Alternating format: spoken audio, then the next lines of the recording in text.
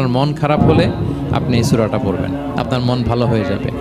এটাকে দি anti depressant সূরা বলে, মানে ডিপ্রেশন কাটায় ফেলে। আমাদের এরকম অনেক সময় হয় না যে হতাশ, দেয়ালে পিঠ ঠেকে গেছে, কোনো বের হওয়ার রাস্তা নাই, কই যাব, কোথাও সফলতা নাই, সবাই আমাকে ভুল বুঝতেছে, এরকম মাঝে মাঝে হয় না আমাদের? আমাদের সবার লাইফে আপস অ্যান্ড ডাউনস আছে। আপনি যখন ভারাক্রান্ত হবেন, কষ্টে থাকবেন, এই সূরাটা পড়বেন, দেখবেন যে আপনার ডিপ্রেশন দূর হয়ে গেছে। তো আল্লাহর হাবিব সাল্লাল্লাহু আলাইহি ওয়াসাল্লাম যখন এরকম ভারাক্রান্ত ছিলেন, চিন্তিত ছিলেন, তখন আল্লাহর হাবিব সাল্লাল্লাহু আলাইহি সাল্লামকে চিন্তামুক্ত করবার জন্য আল্লাহ তাআলা এই চমৎকার সূরাটি নাজিল করেছেন।